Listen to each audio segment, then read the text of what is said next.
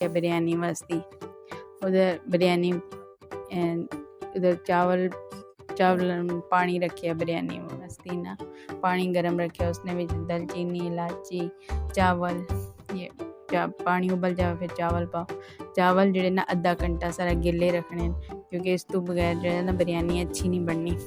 ते मेरे ते चावल किलो ही मुर्गी है, ते मुर्गी की दूसरे पास है तो तय जगह जो तो के फिर उसकी कम किया मसाला ला के रखे है, नमक मिर्चा बिरयानी मसाले ने 2 चमचा दही पा के ते उसकी मैरिनेट करके रखे है। ते हरिया मिर्चा में पीस के वो पाई हैं। प्याज फ्राई हो गया, हो गया उसने भी अदरक लहसुन भी उसने भी डाल छड़े ना चिकन विच। ते हुण कम करसा इसने विच पाओ चिकन प्याज फ्राई हो गया, चिकन पासा फिर कम करसा कि इसकी ना उधर मैं टमाटर कटे न हरा धनिया सारा कुछ कटिया कुटिया ते ये चिकन जरा चंगी तरह मतलब भुनो सही, कच्चा पानी इसना ख़त्म हो जाए। तो बिरयानी में तेल ज़रा ना ज़्यादा ही पहना है और तेल पा के चंगी तरह उसकी ना मतलब मैं इस टाइम ना गैस भी जल जानी है, इस वजह तो होना है कि बंदा जल्दी खाना तैयार कर लवे पूरा मुकम्मल।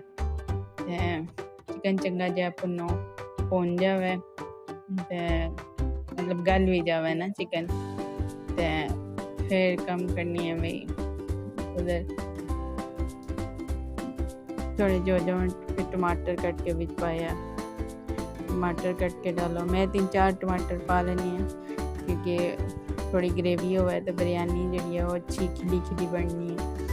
तो बाकी तो चीज़ा अंदर पई हैं इसने बिरयानी ने चिकन में डाल छोड़िया से। हूँ चावल बॉयल हो जाए फिर ना पानी कट के चावल ज़्यादा खिले ही हो, ज़्यादा ना गले हो, ज़्यादा गिर जावन ना तो वो भी जड़े ना ख़राब हो जानी है बिरयानी। कोलू हिल जाओ तो बस बिरयानी ने सत्यानाश हो जाए। कोल ही बवो फिर जड़ा खड़े रहो के उधर जड़ा ना चावल भी जड़े ना भी देखने उधर मसाले के भी मसाला जो दही डालो ना तो लगने ना दारो ना मसाला धनिया पुदीना कट के और रखिया ऊपरों डाल सा। फिर जड़ा ये तैली बिरयानी है, अद्धा मसाला कट लैसा अद्धा मतलब तैयार हो जाए ना फिर मसाला अद्धा कट लवो अद्धा जड़ा वो दम विच। लेकिन मैं थोड़ा जे ना चावलों जो नीचे वाला होना ना मसाला पीले उसने थोड़े जे चावल मिक्स कर छोड़नी है ताकि ना नीचे लगन ना, अगर जो मतलब ना मिक्स करो तो फिर चावल जो है ना ऐसा तरीके सूखे होने और नीचे मसाला भी लग जाना। तो मैं थोड़ा जा मिक्स कर छोड़नी है फिर जड़ा चावल डाले फिर थोड़े जे उपरों जी मसाला कढ़िया है ना चिकन वाला वो जिमें भुल गई सन बुखारा वो भी डालिया तो फिर चिकन डालो, चिकन डाल के ऊपर चावल डाल दो। फिर सब तो ऊपर जी है ना तय लानी है जी वो चावला नहीं लानी है तो ला के ऊपर पाओ ये जो धनिया पुदीना में पाना है जो चिकन में थोड़ी ना कसर है, धनिया पुदीना डालना बीच मिक्स नहीं करी ना, फिर मिक्स करो तो फिर जायका नहीं सही रहना खड़ा। फिर ये अद्धा मसाला में कट जाना अद्धे विच चावल चावल डाल के फिर कम करना है कि इन्हें की दम तलाना है। दम तलाने मम्मी गैस चली गई हम सिलेंडर तक करना पैन गया दम लाना उसे। नमक जो है ना इसमें मैं डालना ही भूल गई हूँ, उसने मसाले डाले इसने में कोई नहीं डालिया भूल गई सा। हूँ जो है मसाला कट के अद्धा दम ला के फिर जो है ऊपर सारे चावल और सुनना ऊपर प्याज फ्राई हुई डालो फिर कलर देना डाल के फिर दम फिर 10 मिनट जी तेज़ आंच ते फिर उस तो बाद हल्की आंच कर छोड़ो ते दम आ जैसी। फिर मेरी बड़ी मज़े की बिरयानी बनी सी, तुसां भी ट्राई करे, बड़ी मज़े की बननी है। क्योंकि मेरे मियाँ की पसंद सी, पहला मैंने बिरयानी बनानी को नहीं सी आमनी सही तरह, मेरे मियाँ की पसंद सी, बच्चों की पसंद थी, मैं बनानी रही हूँ। फिर मैं हर तरीके नाल सीखिया, माशाल्लाह इतनी अच्छी बननी है, खिले खिले चावल और इतनी मज़े नहीं।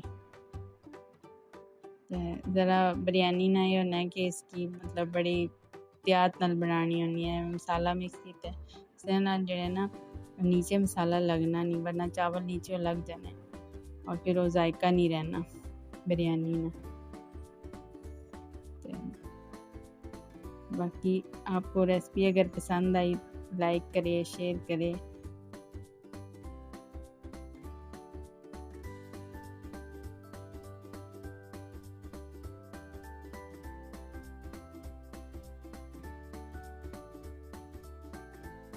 मसाला ला के हम चावल ऊपर डाल के चावल डालें, फिर अपरों जो प्याज फ्राई हुए,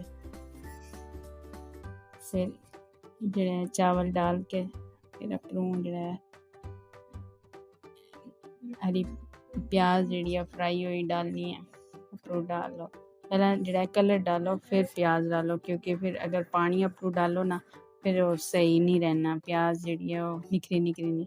आप तेल भी डालो थोड़ा सा, दसना भूल गई है कि तेल थोड़ा जहा डालो ताकि चावल जड़े ना वो खिले खिले रहन।